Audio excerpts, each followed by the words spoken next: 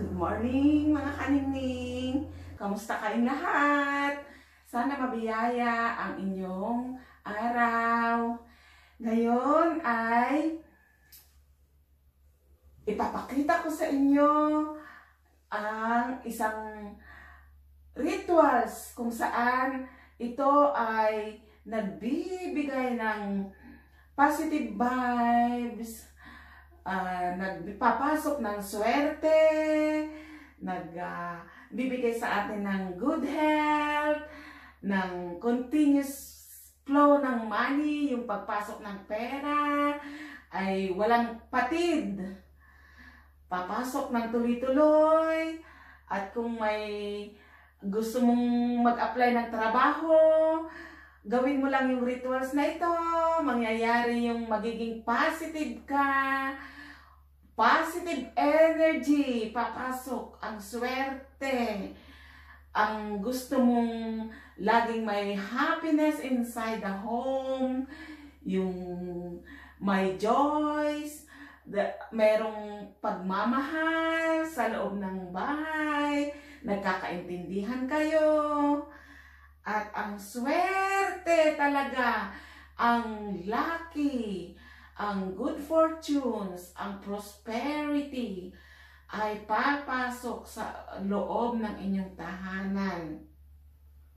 Kaya, ano bang inaantay nyo mga kaningning? Samahan nyo ako at lahat tayo ay swertehin.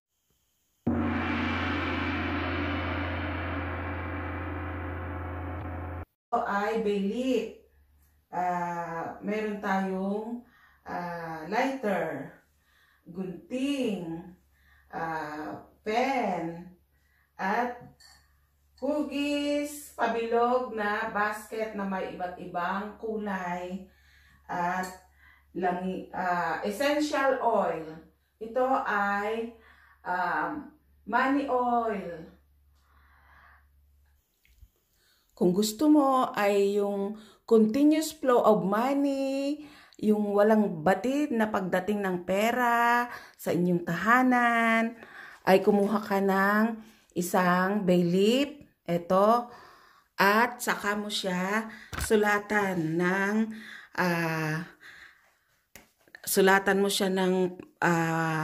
money sign. O gusto mo ay dollar sign o peso sign, bahala ka. Basta ang ilagay mo ay kung 9 figures, gusto mo 9 figures, ilagay mo 9 figures. 1, 2, 3, 4, 5, 6, 7, 8, 9. Yan ay 9 figures ng money figures, dollars. Yan, dollars, mga kaningning, 9 figures. Ngayon, ilagyan mo siya ng oil, yung money oil. O money oil, pwede rin yung olive oil, essential oil, pwede. Ayan. Lagyan mo siya ng oil. Yan. Dahil nalagyan mo na siya ng oil, ito, dapat meron kang isang lagayan ng habang siya ay sinusunog mo, yung ang ano niya ay parang pabilog na may iba't ibang kulay. Ang blue nagre-represent ng tubig o continuous. Yung tubig kasi nagre-represent ng dire-diretso siyang umaagos. Dumiretsyong umaagos. Yan ay represent ni blue. Yun namang pabilog dyan, it represents luck, fortunes, money. Darating sa iyo ang walang patid na pagdating ng pera.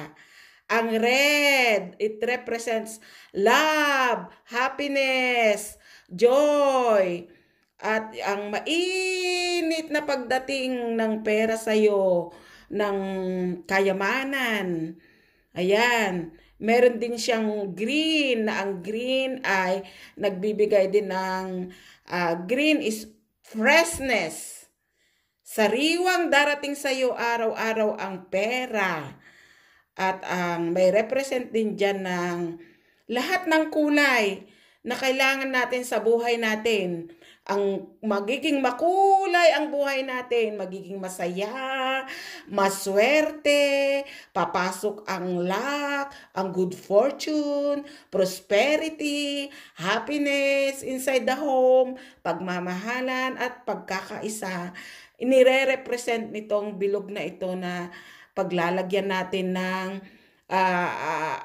susunugin natin na dahon ng bay leaf. Kasi it represents din ito ng universe, buong mundo. Ang buong mundo ay napakaganda, iba-iba ang kulay at iba-iba ang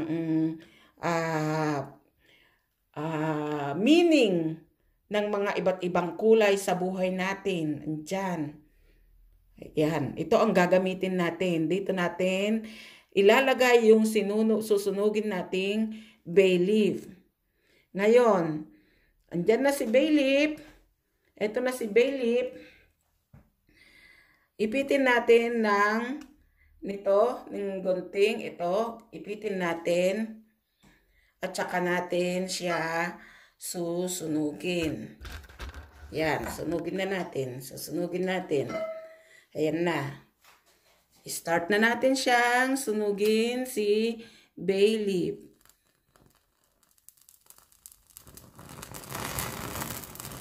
Yan.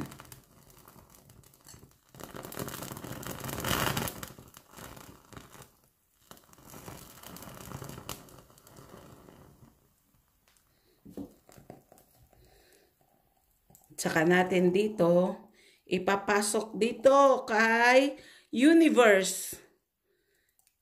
Kay universe, ipapasok natin sa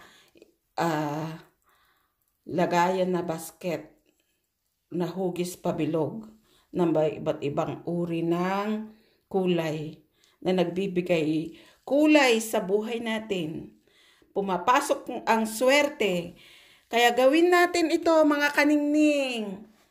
Ang rituals na ito, depende sa gusto ninyo. Pwede isang beses isang linggo, 2 beses, 4 na beses sa isang buwan.